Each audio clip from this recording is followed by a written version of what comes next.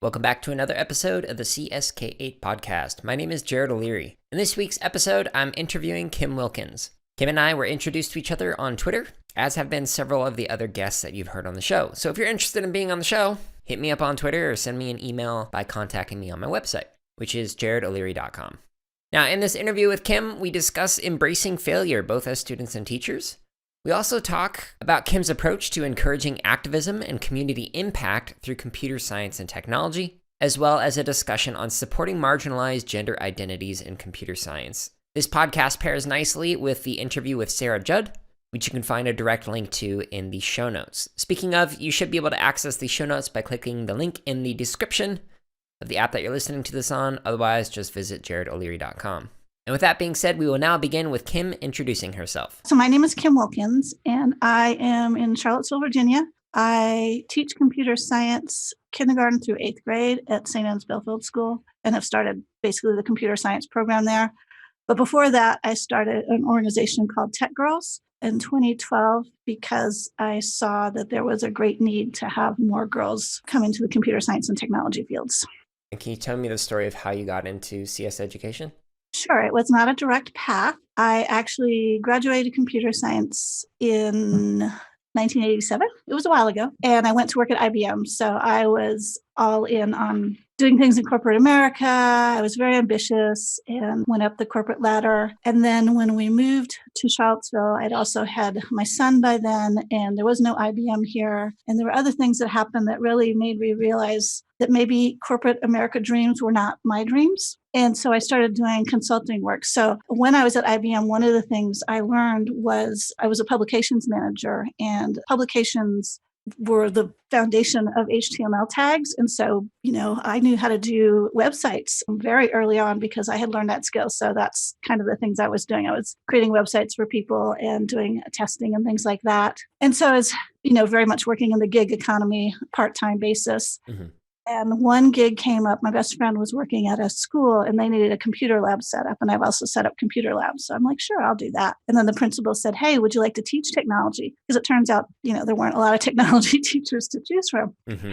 I was in between gigs then, and it was going to be part-time still. And I thought, well, sure, I'll try it out. And so that's when I started teaching technology. I didn't know that teaching computer science was not usually part of that. It was usually keyboarding and learning about Office apps and stuff like that. But I taught coding because, that's what I do. And I really fell in love with it. I especially loved working with the middle school students, which a lot of people find interesting. And I did that at that school for about a year and a half. And then they had a change of principals, and they decided, they wanted somebody who had the education background and had a certificate and all that. And I didn't want to go through that at that point. So then I went actually to where my son was going to school and started volunteering there, doing technology, and wound up actually teaching computer science there for a bit. And yeah, that's how it happened. I sort of stumbled into it. So one of the things that I'm fascinated about is just how people learn and some of the processes involved with that. So I'm wondering if you were to just suddenly lose your memory and had to relearn how to teach or just computer science in general, where would you start and how would you begin to develop that mastery again?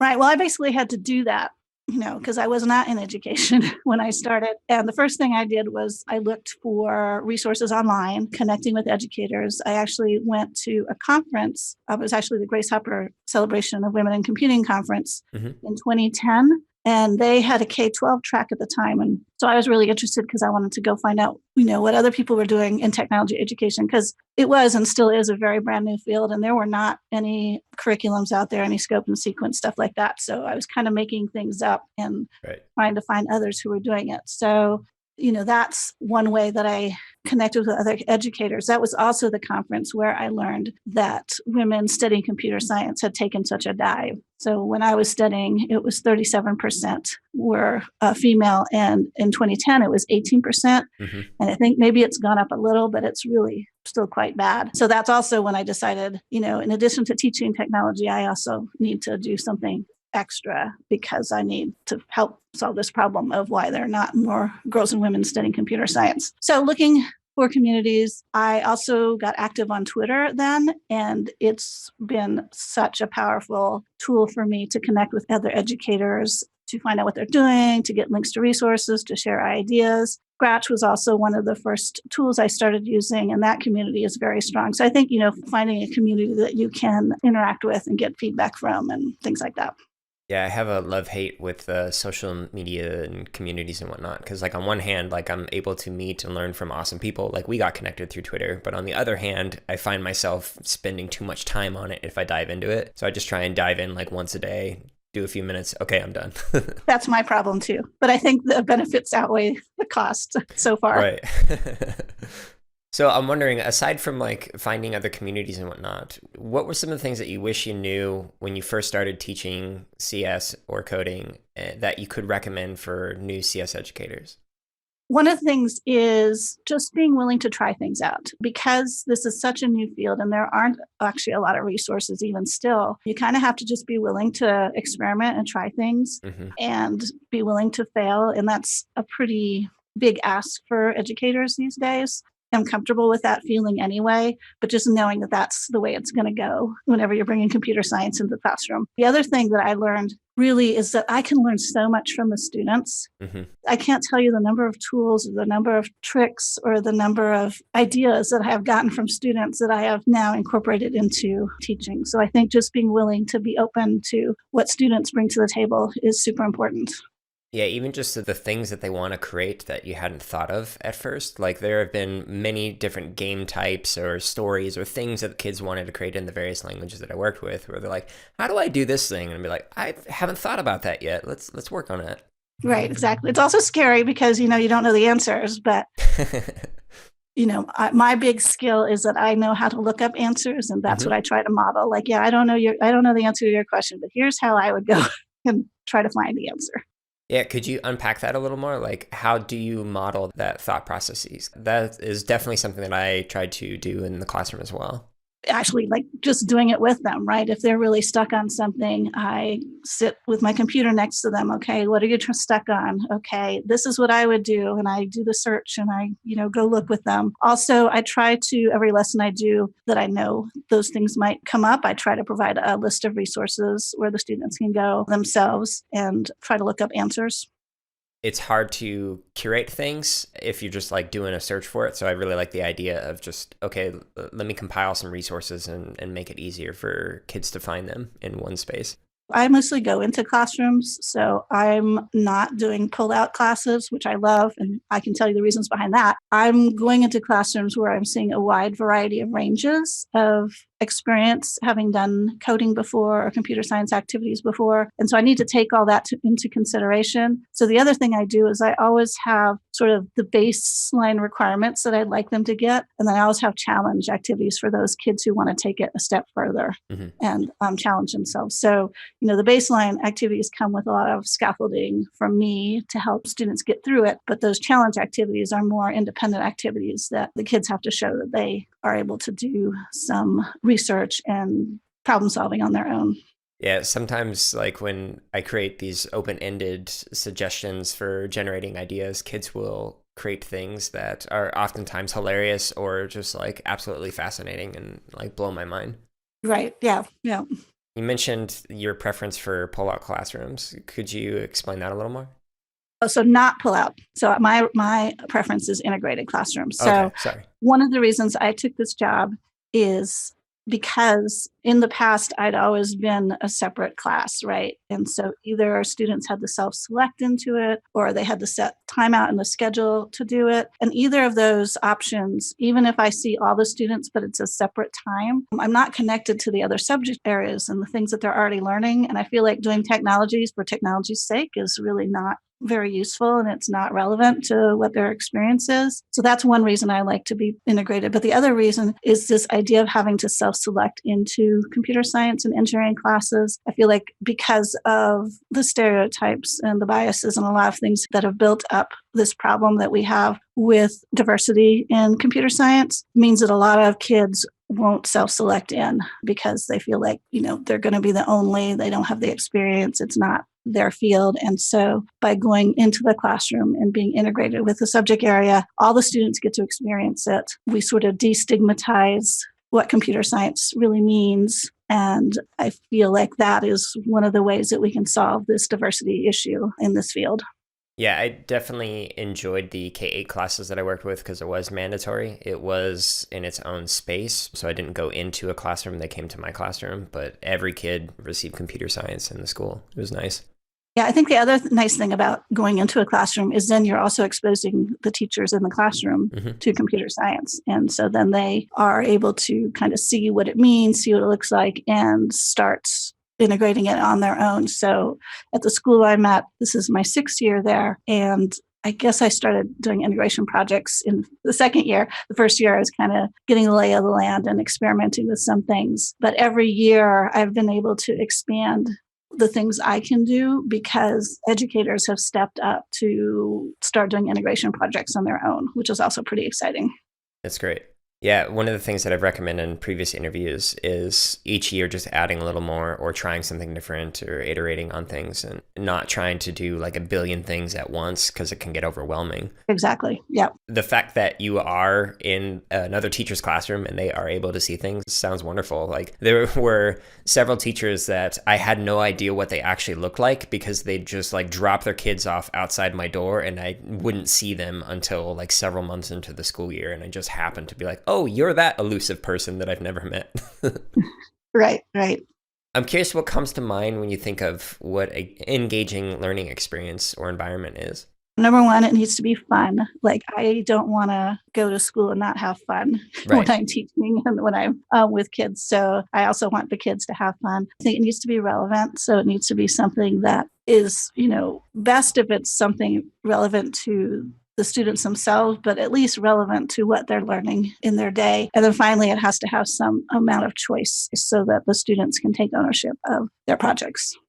And what does that continuum of choice look like in your ideal environment? Because choice could be like choose between A and B, or it could be something like create something that's interesting to you.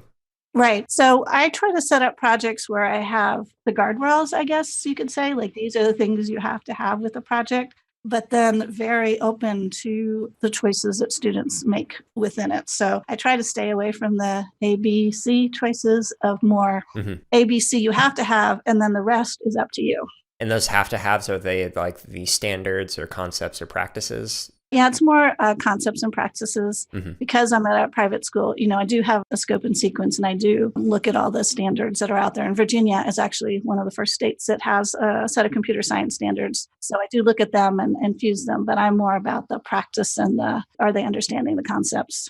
I'm curious, in terms of an engaging experience or environment, how does that understanding kind of inform advice you might give when integrating CS into another subject area? Okay, so I've called it the anatomy of a CS integration project. I have it in things to strive for and things to avoid. So the problem or the project should be authentic and relevant. I love incorporating design thinking principles into projects, and that the problem drives the project, not the CS standards. What I try to do is create non-CS teacher scaffolding for resources that I share either online or ones where I'm working with my teachers to help them integrate CS lessons. So it's not just scaffolding for students, but it's also for educators. This isn't their natural habitat. So video tutorials are a thing I try to differentiate, like I said, from sort of baseline requirements to giving kids challenges. I like to recognize students as mentors. Hmm. And in fact, this is a great tool that non-CS educators can use as well, as once they're going to have a kid in the class who gets it and is able to help explain it to their peers. So really identifying those kids and helping them thrive in that environment. I like a ratio of very little me explaining things and more kids doing things. And then I do a lot of unplugged activities. So also setting those boundaries of when is it okay to be on the computer and doing things and when do I need your attention? And so just, simple as when I'm having to give a lesson or I'm having a student do it, we close our computers and then we can open them up for the work that we need to do. And then a big thing for me is also modeling and celebrating mistakes, Hmm. especially in computer science. And to me, it was always just natural. Like I knew, the first time I did it, it was not going to work. Like that's just the way it is. But students and educators find that troubling often.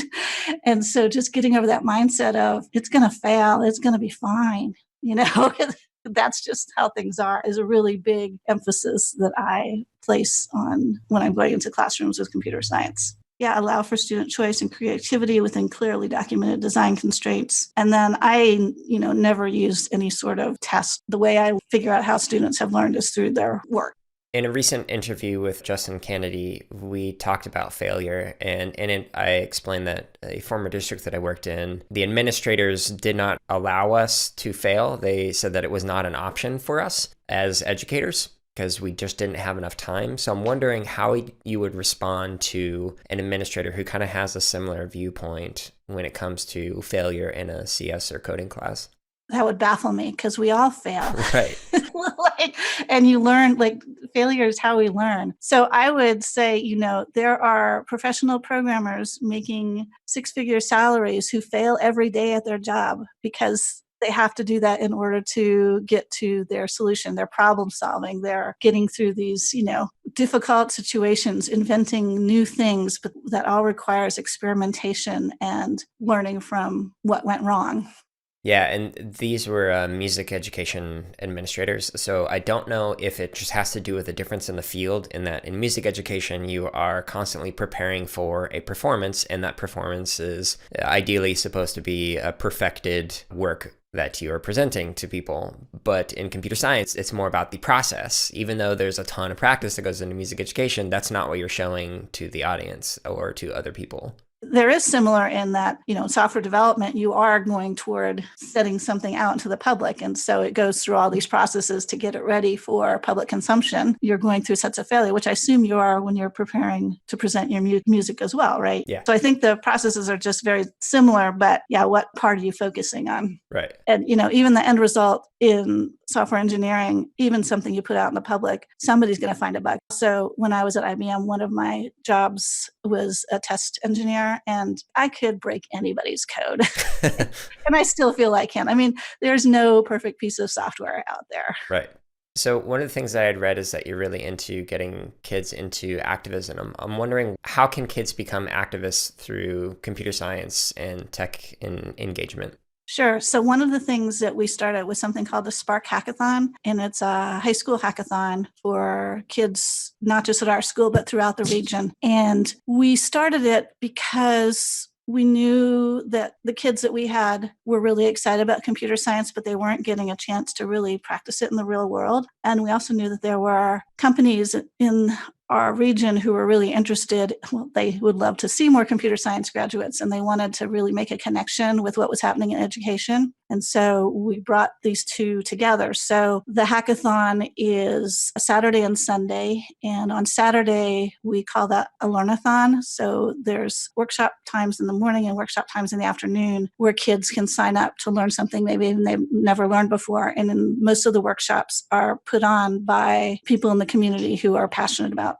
certain things in technology. And then in the late afternoon, we have 4 companies sponsor problems. And so they come up with real world problem statements. That's something that they're working on and they'd like help with, or just something that they know is needed in the Charlottesville community. And then the students choose to work on one of those problems, and they self-select into teams and things like that. And the rest of the hackathon, they're working on solving this problem. We've often heard from students, it's one of the first times that they've been able to take what they learned and apply it in the real world. And some of them go on and take their project to next levels. There's an incubator in town that has had some hackathon participants. Some of them have gotten internship opportunities out of it because they have made these connections with the tech companies. So that's one of the ways that we feel like gives them ownership and agency in what they are actually able to do with computer science.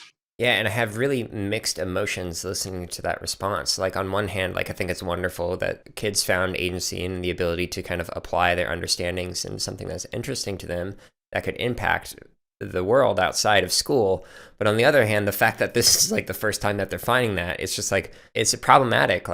What is the purpose of education if it's only going to apply within school boundaries and not apply outside of it? Totally agree. Yeah, it is very frustrating that that's where we are with education. And what kind of impact do you hope kids have through their activism?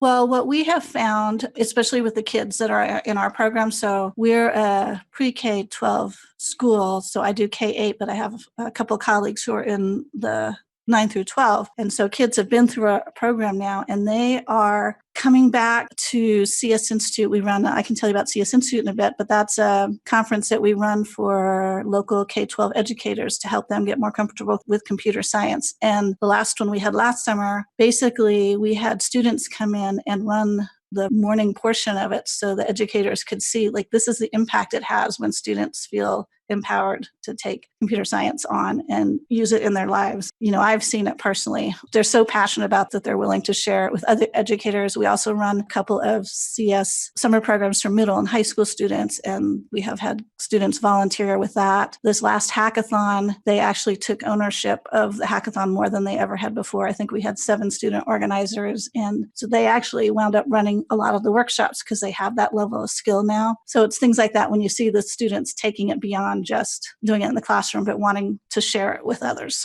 Yeah, that's great. And you mentioned the CS Institute. What is that? So that is a 2-day event during the summer. We did it the first year in 2017. St. Ed Belfield School has a PD that they do in the summer, and we were actually the focus of that professional development. So, that's an amazing thing to have your schools say, yeah, computer science is so important that all of you need to get on board and do something with it. So that was amazing. We didn't do it in 2018, but in 2019, University of Virginia is here. So we got the Curry School of Education and the computer science department to collaborate with us and help us put on the CS Institute this past year. So we had 55 educators from around the community come. We really wanted to highlight students' work and what it means to students to have computer science education access. So the students ran part of it, and we secretly run it like the hackathon. We just don't call it that because we know that educators would not sign up to come to a hackathon. But basically the first day is like the hackathon with the workshops. And then in the afternoon, the problem statement is, how are you going to integrate at least one computer science lesson the next year? And then the next day is all about helping educators come up with a plan. We want them to actually try something out the next year. A lot of conferences you go to, you get so much information, but you never get to process it and then have a plan with it. And so that whole second day is, we have all these mentors here who have done this before. We have them split up to groups that are affinity groups where they can start brainstorming lessons and then come out at the other end with something they can try out. And this year, also, the UVA Curry School is interested in following a cohort of educators. So we also have a cohort of K-8 educators who are meeting up, I guess, quarterly now to kind of give them that extra support that they might need to do CS integration at their school. So how are you or the kids that you work with kind of striving for impact beyond your community? For me, I started the Tech Girls to kind of do stuff in the community. I was going to do that and, share it broadly, but then I got this full-time job, which I love and has been very helpful to me. But I've also learned a lot about creating computer science lessons, about helping other educators who don't have computer science backgrounds get on board. And so my dream is now to kind of take the work that I've been doing in that space and the Tech Girls work, which is all about finding ways to include more people in computer science, bring those together and share it out. So I'm actually going to be starting my EDD at the Curry School, that sort of focus of taking all these lessons and sharing them out. So I've already started doing a little bit of that. There's something called Go Open VA, which started to share out lessons for educators to be able to remix them and things like that. And the focus this first year has really been on computer science lessons because of this new set of standards that have come out in Virginia. So that's one of the first ways I'm trying to go out and share. But I also, go to conferences and speak and share out everything I do on websites and Twitter. So I've got a website called miss-bit.com, which is my personal website. And then Tech Girls is tech-girls.org, where a lot of resources exist. And so you kind of briefly hinted at this at a couple of points, but what questions or concerns do you have about equity in CS and technology education?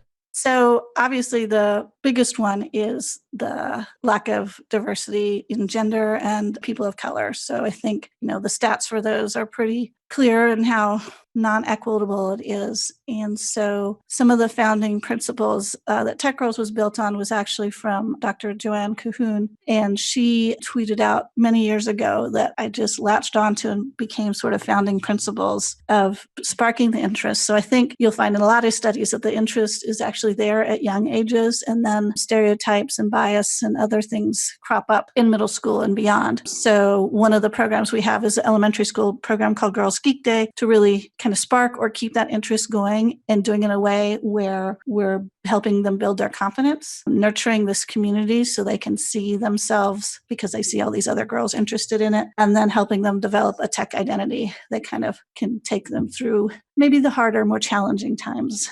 So I think those are the things that a lot of programs, could focus on so they could have a more inclusive community.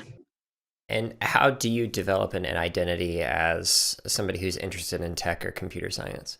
So I think, just getting hands-on with things, trying coding things out. So the Girls Geek Day is once a month, and the girls get to select from 8 or 9 different options. They get to select 3 of them for 45 minutes. So it's not a lot of time. They don't need a lot of time, but it's, hey, I tried Scratch out and I created this thing. I did Bitsbox and I coded in JavaScript with and made this thing. I got hands-on with some robotics, and I saw that these high school girls were on robotics team. So, to me, it doesn't have to be a huge amount of effort, but it's just helping them see that, yes, they can create things. And yes, there are role models out there. And yes, you belong.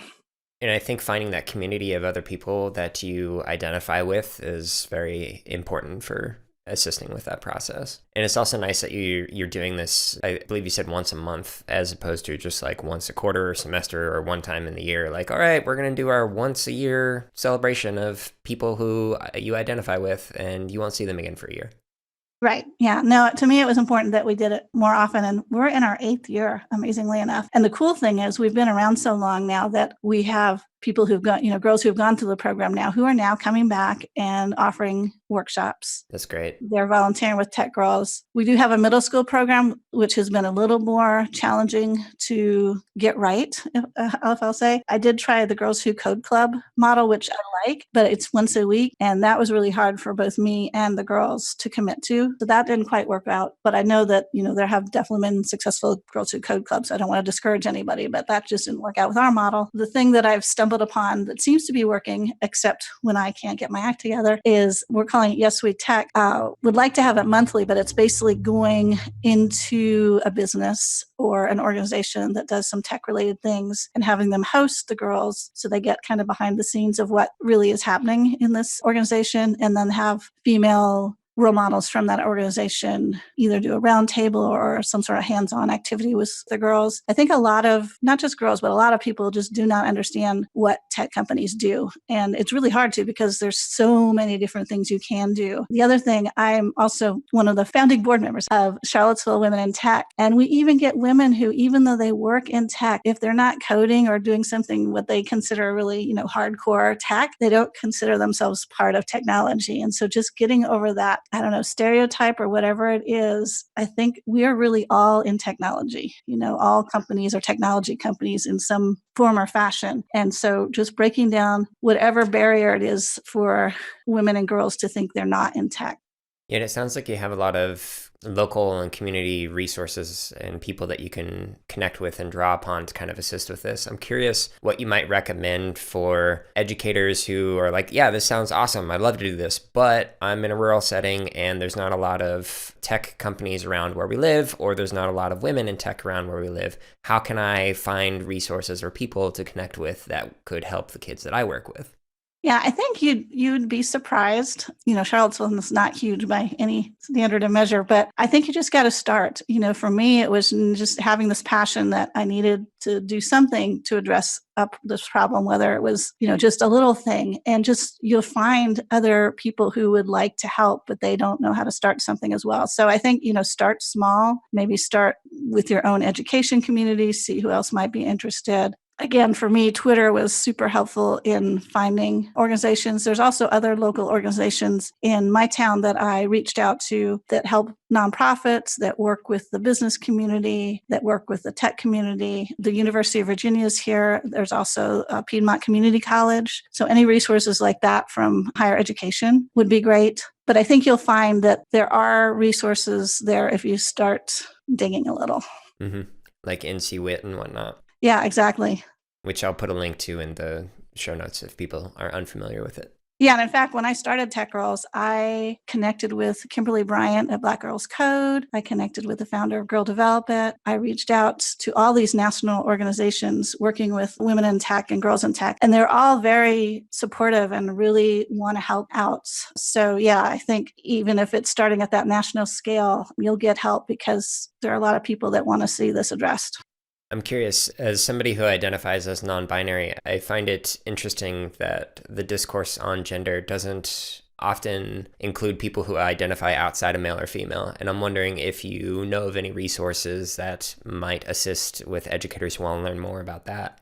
That is a good question that I do not, no, I don't. That is an area that I also need to focus on because I've been so focused on, this gender issue in the binary. But yeah, I don't unfortunately have resources for that.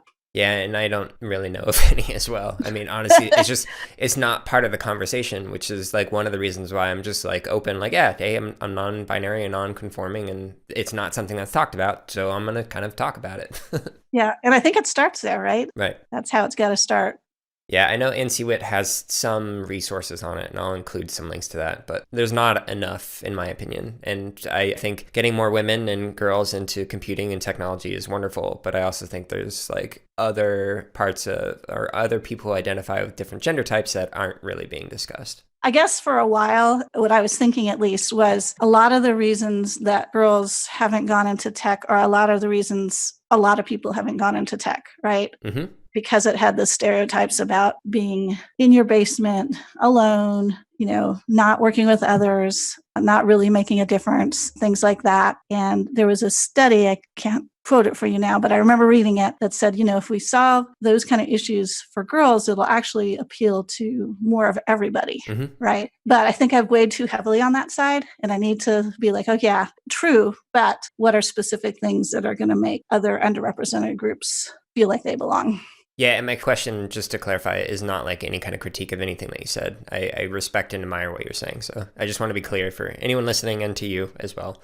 For sure. I think we all have areas that we can grow in. Yeah, and for me, like, I'm a very passable male. I imagine when people look at me, they just assume that I identify as male. And then when they see that I shave my legs, oh, okay, maybe he doesn't identify as male. So, I'm wondering, are there any other questions about equity that you wish I would ask or that you like to discuss? So you had pointed out a podcast that you did with Sarah Judd. Yeah. On the discourse in gender. So I listened to it. Thank you. And I thought it was very interesting. I trying to remember exactly what was said there, but I feel like I remember, she was not as happy with this girls want to change the world. Like that's our only reason to get in. One of the only ways we could appeal to girls, right? Mm-hmm. As they don't see that. And it made me wonder, like, that's just the way we've been groomed, or, is that really our intrinsic interest, or is it something that society has decided is our intrinsic interest? I thought that was really interesting.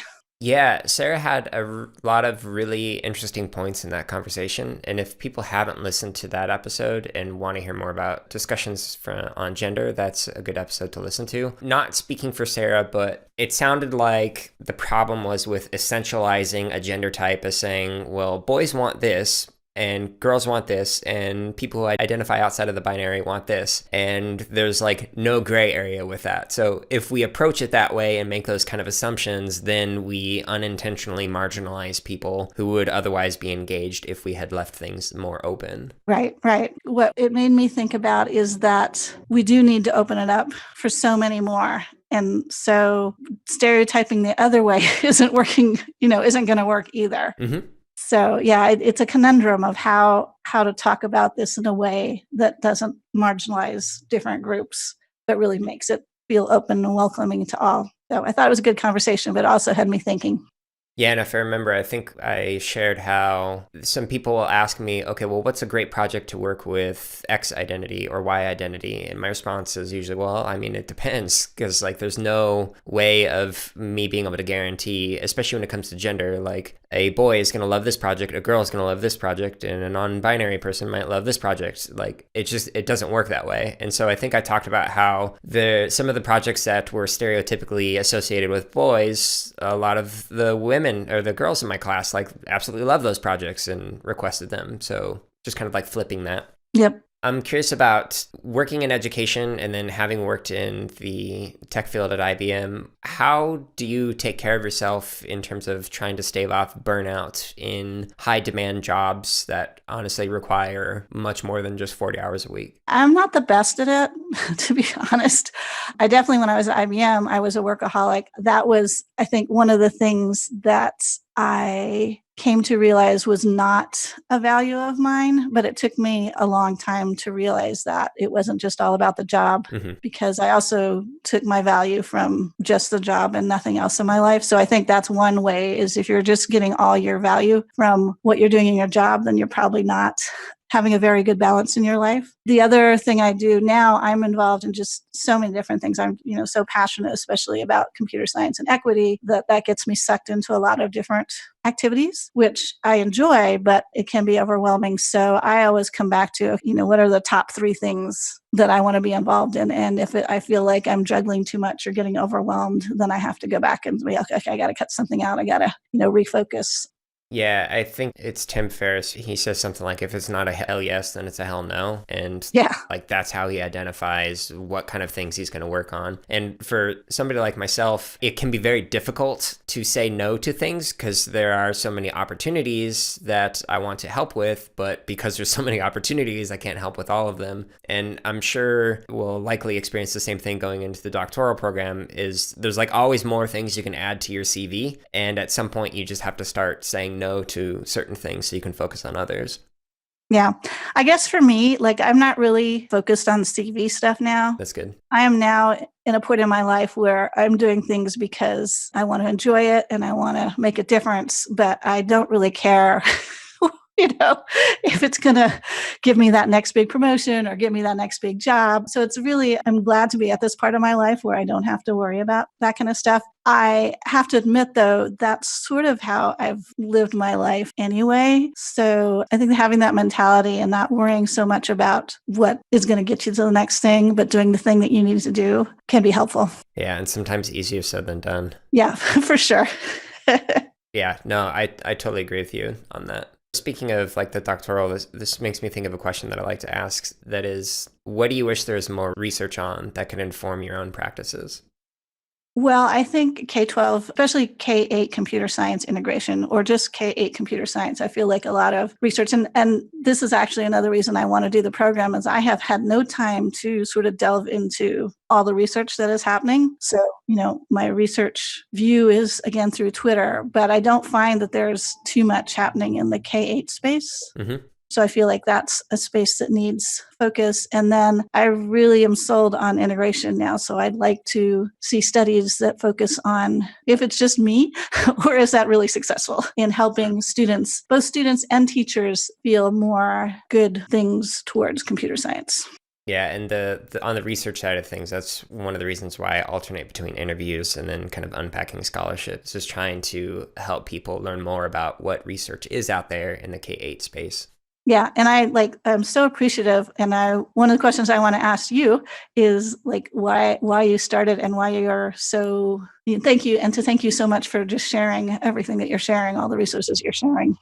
There are a lot of reasons why I started the podcast, but one of them was I was honestly kind of unsatisfied with the lack of discussion on computer science education research and just research that could be applicable to computer science. So I'd go to conferences and people would be sharing their experiences, but they didn't really have any research that they were grounded in or any frameworks that they were kind of building off of. And so we kind of had this surface level discussion that lacked connection to other practices and pedagogies. And so by alternating between people who I think would be awesome guests who kind of share their experiences with episodes that kind of unpacks, well, what is the scholarship? I'm just kind of hoping to elevate the discourse in the field to make it so that people are more aware of not only best practices, but best practices that are kind of founded in some kind of research base. Nice.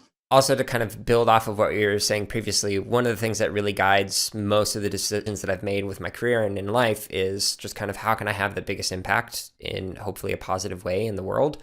And I think that starting this podcast and focusing on these interviews and scholarship can kind of have an impact on the field. Oh, yeah, for sure. Especially in ways that are outside of what I was kind of like traditionally taught to do with like the doctoral program. And it's just like, okay, you need to go and present at conferences, you need to publish. And those publications are just written things that are often put into journals that are siloed behind like paywalls. Oh, I know. I hate that. And so I feel like even though I can spend months, if not years, working on one publication that might be read by and cited by like a small handful of people, I think a podcast is much more accessible to anybody, especially if it's free. So why not put my efforts into something like that? Yeah, and I guess I didn't really understand the sort of gulf between research and practitioners until I started becoming involved with NSF CS for All RPP. Mm-hmm. And, like that was a whole new idea that you could get researchers and practitioners together to create a grant. And I just thought that's the way it should be. So it's going to be very eye-opening, I'm sure, going into this program. Yeah, RPPs, those it's fascinating that we like have to kind of almost force that with funding to get those kind of collaborations between scholars and practitioners, and that there is that divide. Right. But then there's also that divide between the scholars and practitioners with the people who make policies that impact education and whatnot. So I think that's another area where there's just this huge gap that needs to be filled in terms of discussions. Maybe I should start interviewing some politicians. Yep. Are there any other questions that I have not asked that you want to chat about? All right. Well, since we were talking about your podcast, I had been listening to your podcast. Another podcast I really like is Modern Figures. And I like other podcasts that are also produced by, fancy corporations. But it just got me thinking that, yeah, it's a great way to share out with people who might not necessarily have access to the thoughts or the resources or whatever. And the current librarian at St. Anne's and I do a lot of integration projects in the library. And so we've got a lot of great resources that we've been creating that we want to share.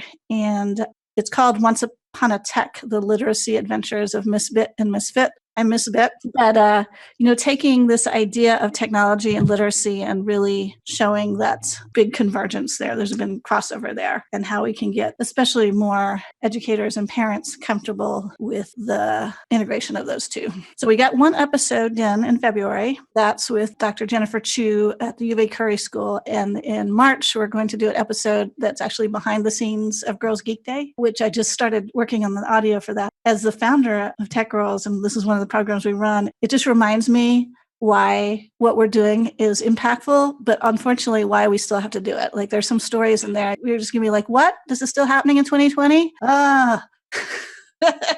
And where might people go to connect with you and the organizations that you work with? Sure. So I'm a lot of different places, but on Twitter, I'm at Misbit Bytes, MISSBITBYTES.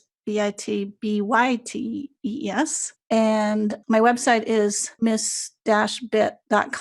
So a lot of other stuff is there. And then the Tech Girls site is tech-girls.org. And with that, that concludes this week's episode of the CSK8 podcast. I hope you enjoyed listening to it, and I hope you consider going to the show notes to find access to many of the resources that Kim and I discussed. For example, there are a lot of resources that are relevant to exploring gender issues in computer science and technology. If you enjoyed this episode, please consider sharing with a friend or even providing a review on the platform you're listening to this on. Stay tuned next week for another Unpacking Scholarship episode where I will discuss the latest CS education and research and talk about the potential implications in classroom settings. I hope you all have a wonderful week, and I will talk to you later.